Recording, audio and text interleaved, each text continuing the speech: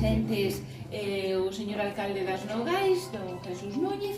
o representante da FEGAN, o alcalde da Ribeira de Piquín, membro da Xunta do CDR, don Roberto Fernández, e don José Antonio Arias, representante, dixeme o apellido, verdad? Sí, xefe de sección de Innovación e Participación Cidadana da Deputación de Lugo. A todas, a todos, de nada, simplemente como dice Fe, eu reitero as palabras, a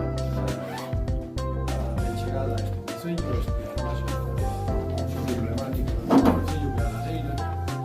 que nos permite disfrutar moito da súa gastronomía tamén do seu servicio, que realizamos aquí moitos actos porque é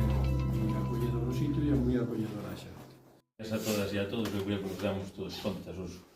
vindo para aquí, verdad? De onde estamos e de que son os Ancares.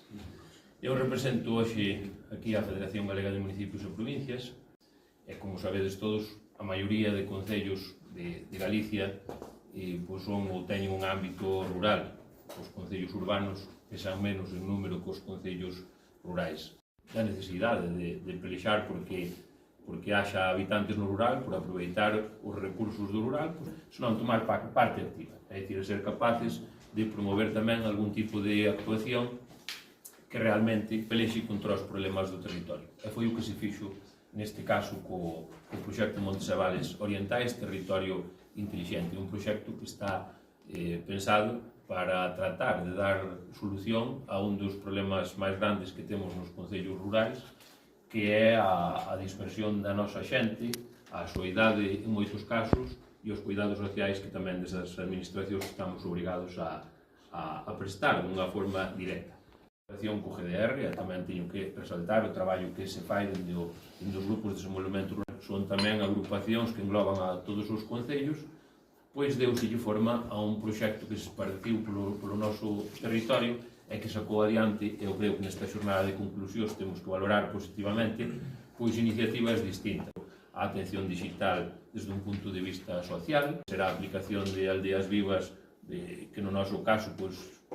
identificou un montón de recursos que tiñamos sin utilizar, dende o punto de vista da vivenda, dende o punto de vista de negocios ou locales que deixaron de funcionar e tratamos de conectalos con posibles novos poboadores, demandas de emprego, e ser capaces de canalizar esas oportunidades de negocio ou eses recursos a persoas que estiveran interesadas en trasladarse ao territorio, parece-nos moi importante e foi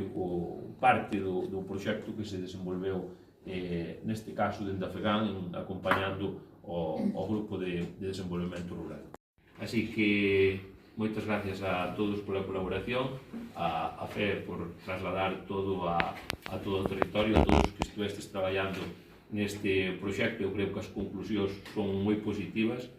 e seguiremos pelexando os que están de promover actuacións que de algún modo axuden a